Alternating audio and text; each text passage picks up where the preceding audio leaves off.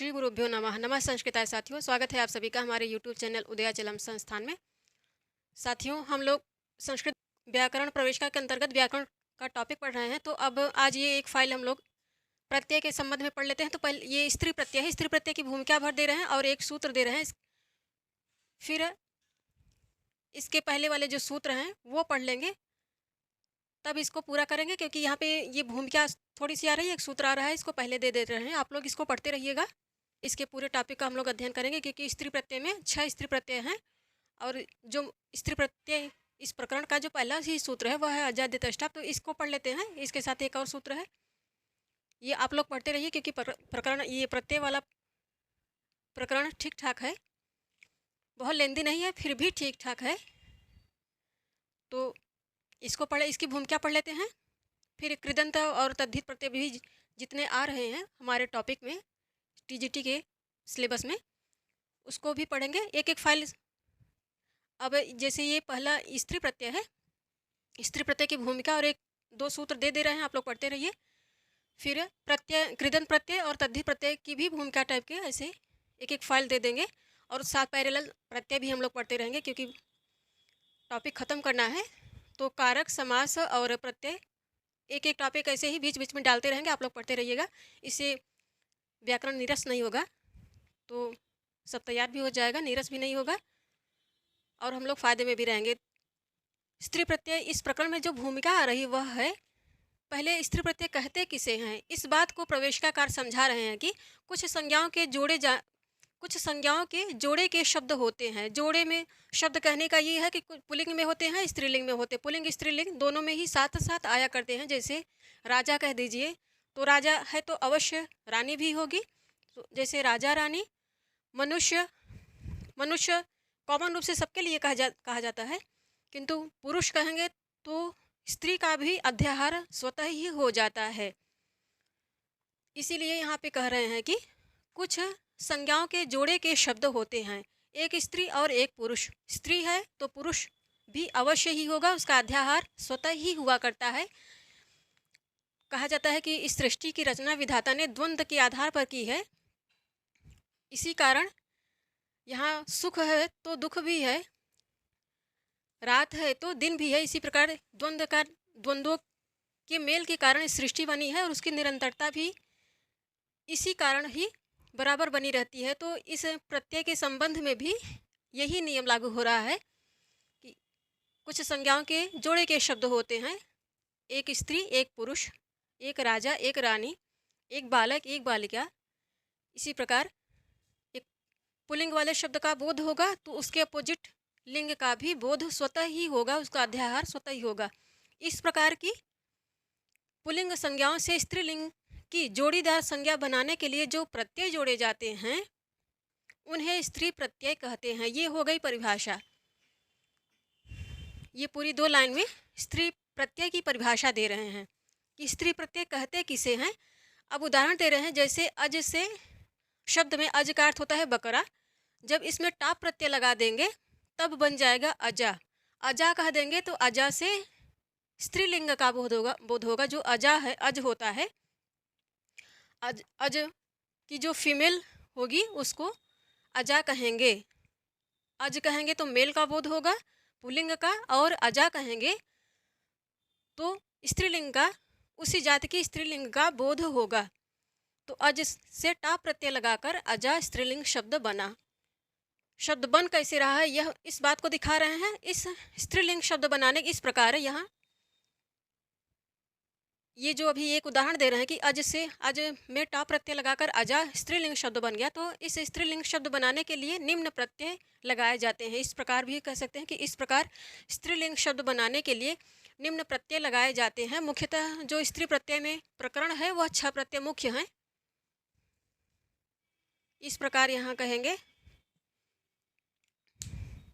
इस प्रकार स्त्रीलिंग शब्द बनाने के लिए निम्न प्रत्यय लगाए जाते हैं। तो प्रत्यय के अंतर्गत पहला जो सूत्र आ रहा है टाप प्रत्यय पहला है, ऐसे ही नंबर डालते चलेंगे, क्योंकि 6 मुख्य स्त्री प्रत्यय हैं। उन 6 को जो मुख्य आ रहे हैं उनको अवश्य ही हम लोगों को याद किए रहना चाहिए।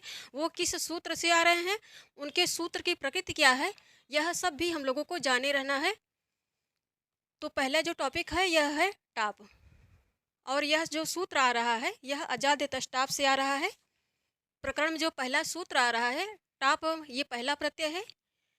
इस प्रत्यय का जो प्रतिपादक सूत्र है वह है अजाद्य तष्टाप। तो यह अष्टाध्यायी के चौथे अध्याय के पहले पाद का 4 नंबर का सूत्र है और यह टाप प्रत्यय विधायक विधि सूत्र है।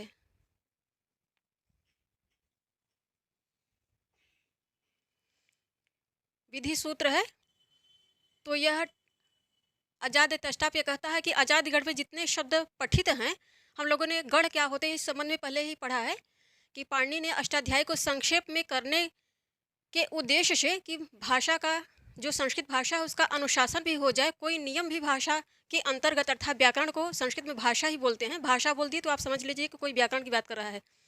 तो पाणिनि ऋषि ने ये उस ग्रंथ को अष्टाध्यायी को संक्षेप करने के लिए ये नियम निकाला था कि पूरी संस्कृत जो भाषा है उसका अनुशासन भी हो जाए और उस व्याकरण के अंतर्गत कोई शब्द भी न छूट जाए, कोई नियम न छूट जाए जो भाषा के अंतर्गत आ रहे हैं। तो उनका प्रयास यही था कि सारे नियम भी व्याख्यायित हो जाएं उस ग्रंथ के अंतर्गत और ग्रंथ का आकार भी बहुत बड़ा न होने पाए। इसीलिए उन्होंने इन सब तरीकों का इस्तेमाल किया और ग्रंथ को छोटा से छोटा बनाने का प्रयास किया। इसी कारण अष्टाध्यायी काफ़ी दुरूह भी हो गई है। तथापि ये नियम है कि पहले अष्टाध्यायी याद कर लिया जाता है, कंठस्थ कर लिया जाता है, फिर किसी अच्छे गुरु के पास जाकर उसका अध्ययन किया जाता है, उसकी प्रक्रिया को समझा जाता है। क्योंकि पाणिनि अष्टाध्यायी पूरी तरह से अपने आप में कंप्यूटर साइंस है, उसको संगणक विज्ञान भी आप कह सकते हैं हिंदी में, पूरा कंप्यूटर साइंस है। जो आज के इंजीनियर लोग कंप्यूटर साइंस का सॉफ्टवेयर बना रहे हैं वो ऐसे कंप्यूटर विज्ञानी या संगणक संबंधी वैज्ञानिक, इतने प्रकृष्ट वैज्ञानिक संगणक संबंधी हमारे पाणिनि ऋषि थे और इतने वर्ष पूर्व थे जबकि पश्चिमी सभ्यता का विस्तार भी नहीं हुआ था। संभवतः वो लोग नंगे घूमा करते थे, कोई सभ्यता नहीं थी, लूटमार करते थे।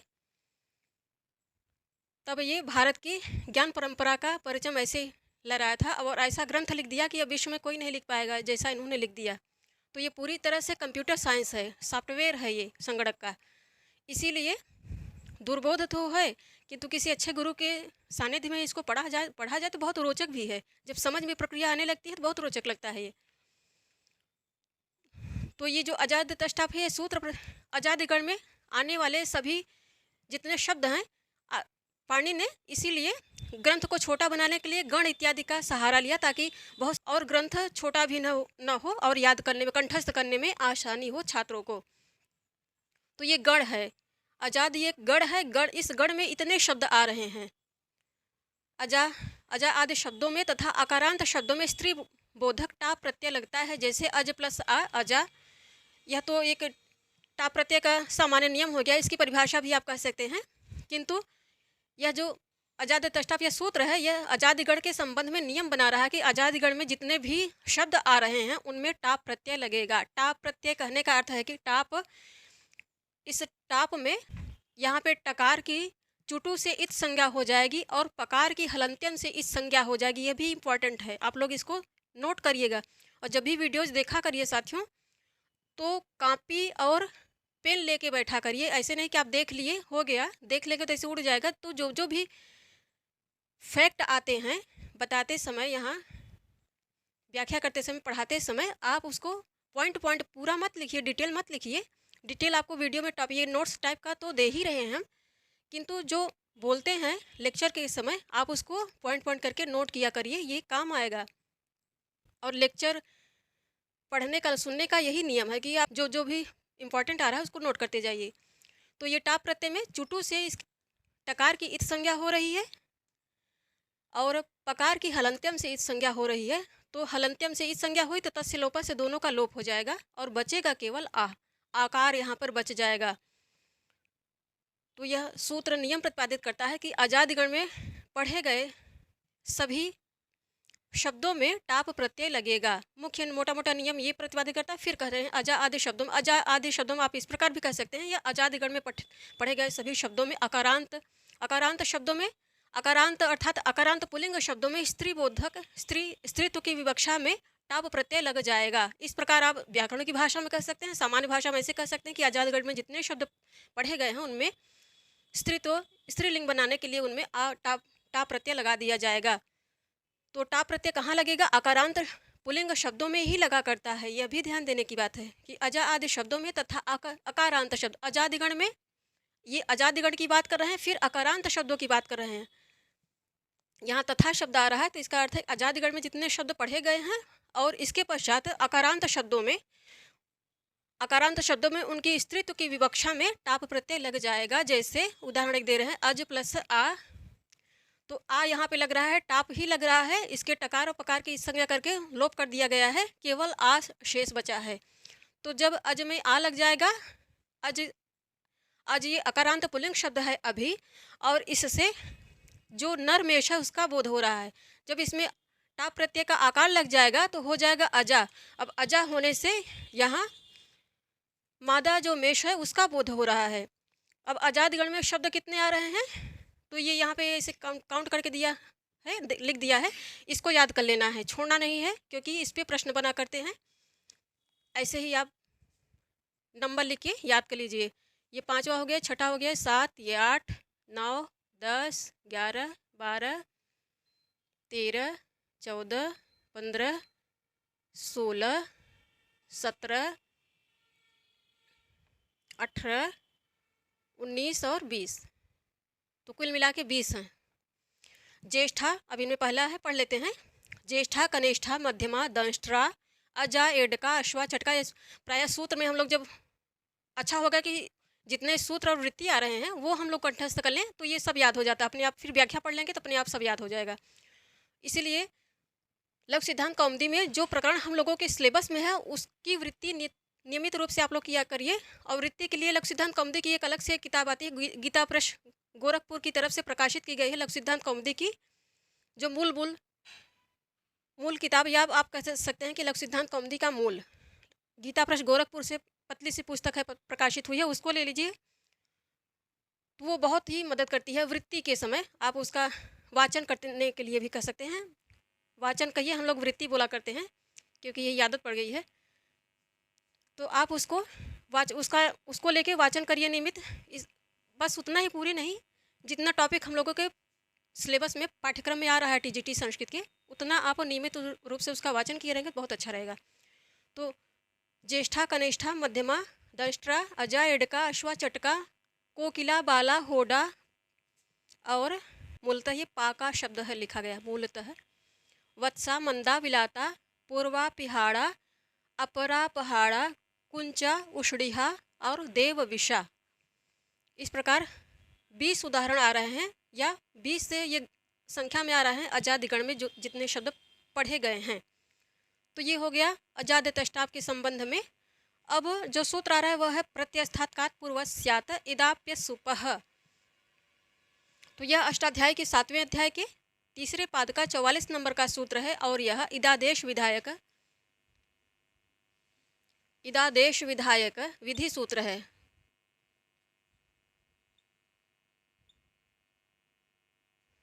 यह सूत्र क्या नियम प्रतिपादित करता है, इसकी वृत्ति जो आ रही है लघु सिद्धांत कौमुदी में, वो कह रहे हैं कि प्रत्यस्थात्कात पूर्वस्यात् इदाप्य सुपः, प्रत्यस्थात्कात पूर्वस्य कारस्य यादाप्य आप सुपः परो न चेत, गोपालिका, अश्वपालिका, सर्विका, कारिका इत्यादि करके इसकी व्याख्या करते हुए यहाँ पे दे रहे हैं कि टाप के जोड़ने के पूर्व यदि शब्द में क लगा हो, क अंत में आए और उसके क अंत में आए और उसके पूर्व अ हो, तो अ के स्थान में ई हो जाता है। यह नियम प्रतिपादित करता है प्रत्यस्थात्कात पूर्वस्यात् इदाप्य सुपः, इदादेश विधायक विधि सूत्र है ये। टाप जोड़ने के पूर्व यदि शब्द में का अंत में आए और उसके पूर्व आकार आए तो अ के स्थान में ई हो जाती है। किंतु यह नियम तभी लगेगा जब क किसी प्रत्यय का हो और टाप के पूर्व प्रत्ययों में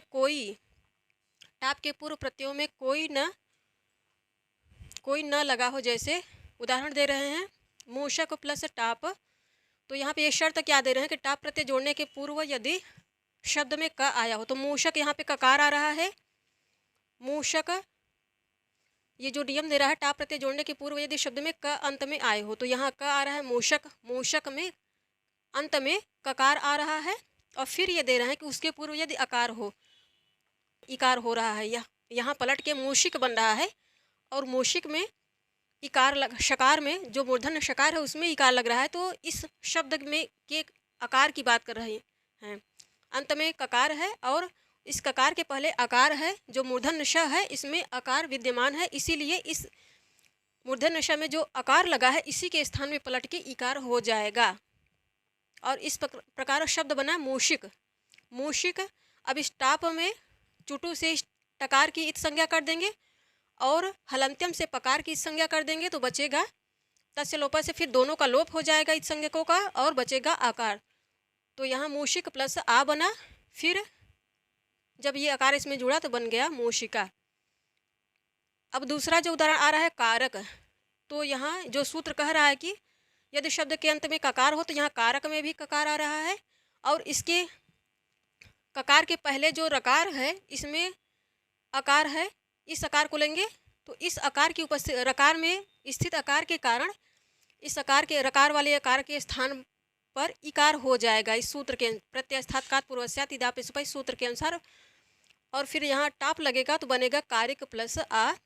ये टाप के टकार और पकार की संज्ञा होने के पश्चात आ बचा, जब जुड़ेंगे तो बनेगा कारिका। इसी प्रकार सर्वक है, सर्वक में भी अंत में ककार विद्यमान है, इस सूत्र के नियम के अनुसार ककार विद्यमान है, और इस ककार के पूर्व जो वकार है वह है उसमें अविद्यमान है। उस व में अ की उपस्थिति के कारण अ के स्थान पर ई हो गया प्रत्ययस्थात्कार पूर्वस्यात् इदाप्य सुपै सूत्र से, तब बना सर्वक प्लस टाप। यहाँ पे टाप आया, टका, इस टाप के टकार और प्रकार की इस संज्ञा हो गई, तस्य लोपा से उनका लोप हो गया और बना सर्विक। सर्विक प्लस आ और बन गया शब्द सर्विका। मामक, इसी प्रकार यहाँ ककार आ रहा है अंत में, और यहाँ जो मकार विद्यमान है इसमें अ प्रच्छन्न रूप से विद्यमान है। इस अ की म में स्थित अ की उपस्थिति के कारण इस सूत्र के नियम के अनुसार इस अकार म में स्थित आकार को इकार हो गया। यहाँ जो कह रहे हैं इकार हो गया, और फिर टाप आया, टाप की उपस्थिति, टाप टकार और पकार की संज्ञा हो गई, बचा आ, और यहाँ म में जो आकार है उसके स्थान पर इकार होने के कारण ये शब्द बना मामिक प्लस आ और बना मामिका। इसी प्रकार दाक्षिणात्यिका, पाश्चात्य, ये दो उदाहरण दे रहे हैं। अब फिर कह रहे हैं कि यदि क आएगा, किंतु यह कह रहे हैं यहाँ पे, किंतु यह नियम तभी लगेगा जब क किसी प्रत्यय का हो और टाप के पूर्व प्रत्ययों में कोई ना लगा हो। तो यह नियम इसलिए कह रहे हैं क्योंकि यदि ककार प्रत्यय का नहीं होगा तब यह नियम लागू नहीं होगा। जैसे अब एक उदाहरण भी दे रहे हैं, जैसे यहाँ पे उदाहरण देख सकते हैं, शंक प्लस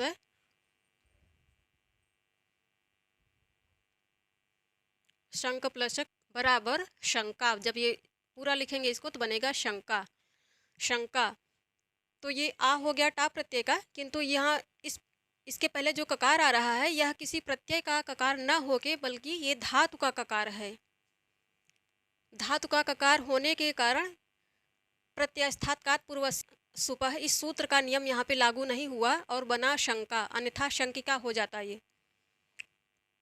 इसी बात को यहाँ पे कह रहे हैं इस स्थल, किंतु यह नियम तभी लगेगा जब का किसी प्रत्यय का हो, जब का किसी प्रत्यय का हो और टाप के पूर्व प्रत्ययों में कोई न लगा हो, तब की स्थिति की बात कर रहे हैं। तो इसी ऐसे ही स्थिति की बात कर रहे हैं। यहाँ पे जो ककार आ रहा है यह किसी प्रत्यय का अंग न होकर किसी ये धातु का अंग है, यह धातु से जुड़ा हुआ ककार है, इसलिए टाप का जब आकार यहाँ पे जुड़ा और शब्द निष्पन्न हुआ तो शंका निष्पन्न हुआ, न कि प्रत्ययस्थात्कात पूर्वस्यात् इदाप्य सुपः सूत्र के नियम के अनुसार। इसी बात को यहाँ पे हाईलाइट करें, तो ऐसे ही हाईलाइट करके इसको रखना है हम लोगों को। धन्यवाद साथियों आप सभी का।